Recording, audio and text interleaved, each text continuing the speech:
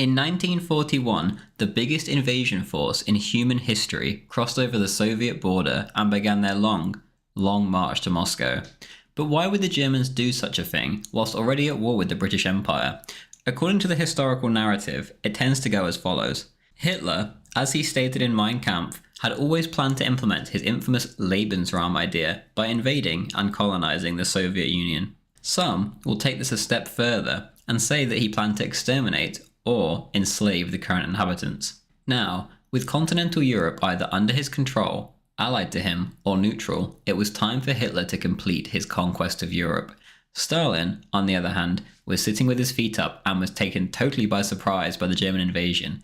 The invasion of Russia had been Hitler's main ideological goal from the beginning, and his hatred for the ethnic peoples there was now unleashed in all its fury. But is this really what happened? The Germans certainly didn't think so. Even common sense wouldn't suggest so. To put the mainstream narrative into perspective, this is what it sounds like in blunt terms. Adolf Hitler, while still at war with the British Empire and all her vast resources across the globe, chose to invade the Soviet Union, the biggest country on Earth with the largest army on Earth, purely for reasons of conquest and colonization.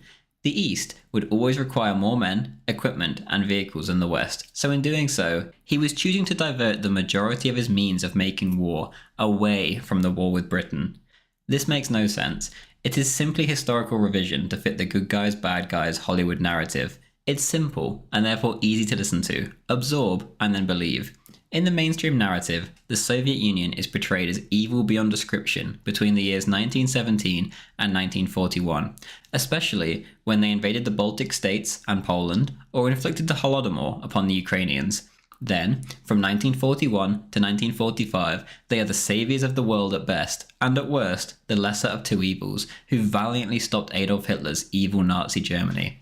Then, after the war's end, the Soviets are suddenly the evil bad guys again. The Cold War begins, and the Americans begin their global struggle of good and evil, freedom and slavery, right and wrong against the Soviets.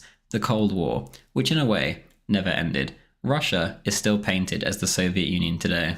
The truth is, this entire narrative is out of whack. The Soviet Union that Churchill tried to rally the world to go to war with in 1917 was not only as barbaric, but more barbaric in 1939 when the Brits tried to make an anti-German alliance with them. As we know, this backfired, however, and Hitler was forced to make a better offer in order to not be encircled, and the Molotov-Ribbentrop Pact was born. Hitler apparently felt sick to his stomach at having to give up the Baltic states to Soviet brutality, but at the cost of keeping Germany safe, it was a necessary evil in his eyes. From here, many would call the Soviets and the Germans allies, but they were no such thing. The Molotov-Ribbentrop Pact was just that, a pact, an agreement, not an alliance. After Poland had been divided up, albeit with difficulty, as Stalin stalled until the last minute to invade, there was nothing left to agree upon. I've covered the events leading up to the outbreak of war between the Soviets and Germany in detail in this video, which I'll display on the screen now. But to summarise a few, Stalin delayed giving back German POWs that he'd collected from the east of Poland. The Soviets were behind and immediately recognised the Yugoslavian coup, which led to the war in that country. The Soviets invaded Romania and took over Bessarabia even before their ultimatum expired. Stalin tried to bribe Bulgaria into carving up Turkey with him so that the Soviets could control the Dardanelles. Finland's elections were being meddled with and demands were being made. A new winter war was potentially on the horizon.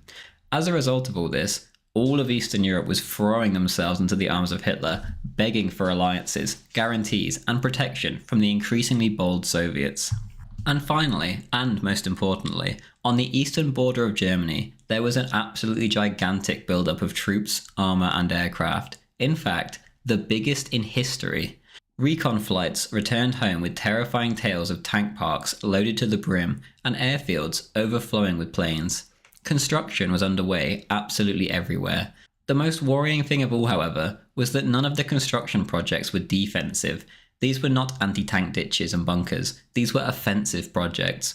Railway tracks were laid everywhere leading to the front, not with the Russian railway gauge, but with the European one. Barracks were being constructed, which were all full of troops. All along the border was a sea of activity. In total, the conservative estimate is that there was dozens of divisions, and tanks numbering in the low tens of thousands. Eventually, Hitler could take no more, and called the Soviet bluff.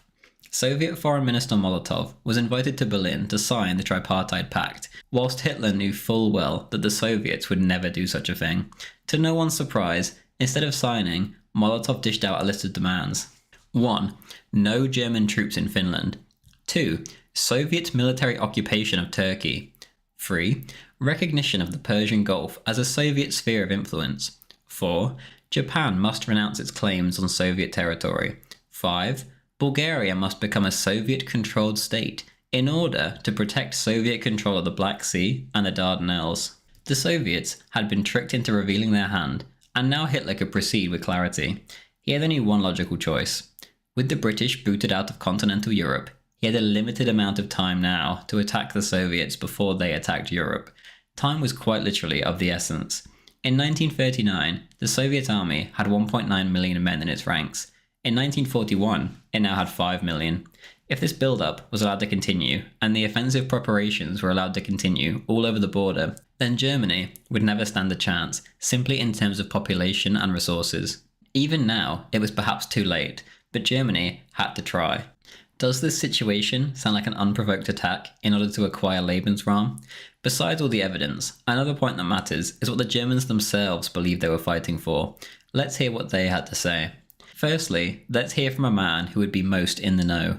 Heinrich Himmler, de facto second most powerful man in the Reich. Here are a selection of quotes of his on the topic. The first two are quotes from 1943. Quote, "In 1941, the Führer attacked Russia. That was, as we can probably ascertain today, a short time, perhaps a quarter to half a year before Stalin made his great incursion into Central and Western Europe." End quote. The second quote goes, quote, "It was a difficult decision for us to start the war with Russia, whilst we were still at war with England and had to occupy large parts of Europe. Every month has shown how right the Führer's decision was. If we had not attacked, the Russians, with their concentration of 20,000 tanks, would have launched a thrust against us.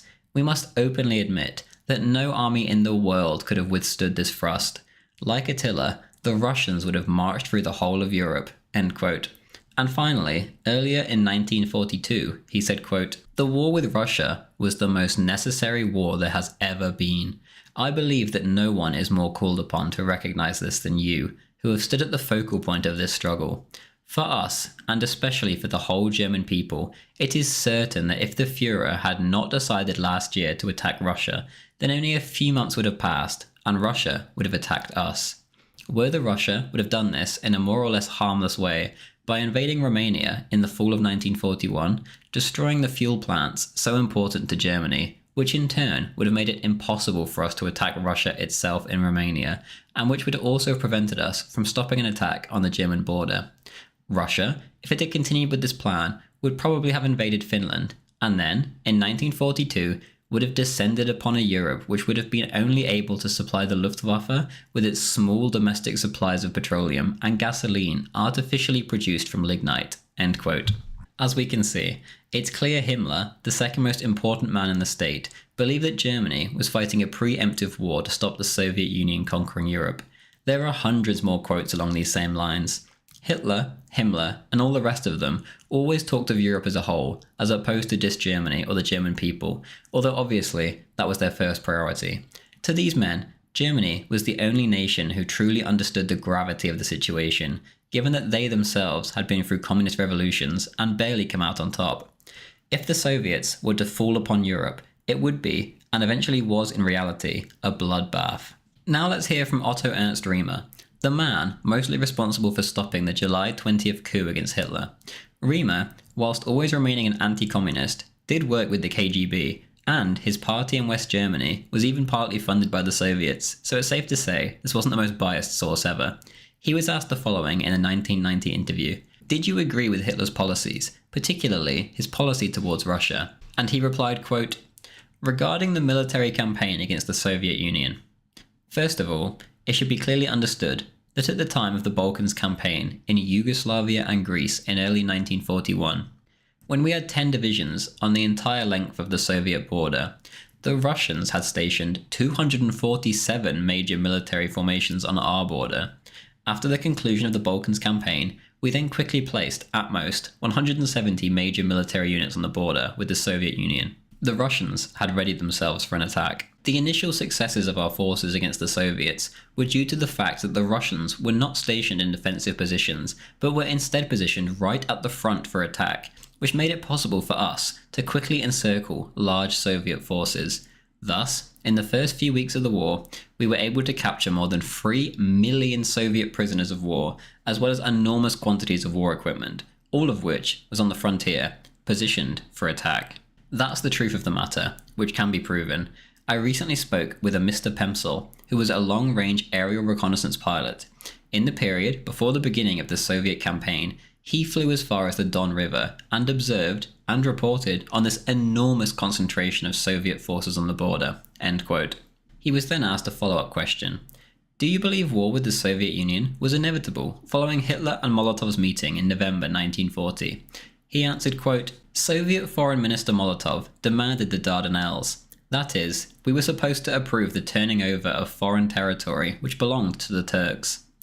Molotov thus made provocative demands which simply could not be met. Hitler was also conscious of the Soviet takeover of territory in Romania at a time of supposed peace. Hitler also knew that the anti-German uprising in Belgrade, Yugoslavia, was organized by the Soviets. It was the Russians who wrecked the relationship between Germany and the Soviet Union. And after he received more and more reports of Soviet preparations for an attack against Germany and Europe, Hitler reacted. I am thus absolutely certain that Hitler did not originally plan to attack the Soviet Union. Instead, he acted as the changing situation demanded. I also know from my own experience in the Russian campaign, and with the Russian prisoners, about the preparations by the Soviets for an imminent attack against Europe. The Russians were hoping that we would move against Britain so that they could take advantage of the situation to overrun Europe." End quote. As we can see, what the Germans thought they were fighting for is clear. Whether the Germans would have colonized areas of the East is neither here nor there. During wars, land can be occupied and plans change. For example, Germany had absolutely no aims on Alsace-Lorraine in France before the war, even remotely. In fact, Hitler had specifically washed his hands of any Western adventures in general. In 1939, France declared war on Germany, and Germany won. Germany then reintegrated Alsace-Lorraine into the Reich. Whether this would have been the case with the Soviet Union is neither here nor there. We simply do not know. And if it was the case, we do not know to what scale. Regardless, the important point here that we know for certain is that the war against the Soviet Union was started for the reasons stated above. Whether you believe that was the right action, or if the Soviets would have ever attacked, is up to you. Again, we'll never know. What matters is that Hitler and the leading National Socialists, perhaps understandably, believed with 100% conviction that the Soviet actions were leading up to an invasion of Germany, and by extension, Europe. Lebensraum never even comes into the conversation. There was some in the NSDAP who would have had theories on what to do if such an occasion ever arose in the East, but Hitler certainly wasn't one of these people. He had far bigger issues at the time to worry about. He was thinking purely from a military point of view. Britain was not going to surrender, and whilst they had the continent to themselves, and there was a chance, however small, to beat the Soviets before they grew too strong, he had to invade. Thank you very much for watching. Before you go, what are your thoughts on the matter? I'd love to hear down below why you believe the Germans invaded the Soviet Union. But anyway, if you do enjoy these videos, then please leave a like, comment, and subscribe if you haven't already. It helps a lot. And as always, the biggest thanks of all goes to my Patreon, Subscribestar, and YouTube subscribers. Without them, this channel does not exist, and I cannot thank them enough, as this channel is almost purely run on donations. If you do want to support the channel, then please consider clicking the links in the description. Even the $2 tier helps more than you can imagine. Thank you. Thank you to Lobster2U, Darby Lololol, Sigmar, Emperor Titus, Luke David Murphy, Chechen Natsok, Anton Berglund, Levi E, Friendly Brian, Mr. Malabar, Bushak, Firefly Enterprise, Henry Unruh, Evan Brightfield, Chef Jeff, Ethan Winstanley, Wunderwaffe, Mr. Bloom, Gav D, Gaius Longinus Hanno, JD, Green Rebel, Angus Roxburgh, Rocksaka Too Heavy, Alexios Podcast Watcher, Citadel, Haste, Bojan M, Rick Me, Mr. Gaming, Cameron, Sludwig 1919, Gloomy, Troy Harser, Jagged Kampf, Rowan, Swedish Chef, Honda, Mirko, It's Okay to be a Nationalist, Inflection Point, Vet Exempt, The Waller, Suma Klubayek, Jorgen 1997, and Admiral Kempinski.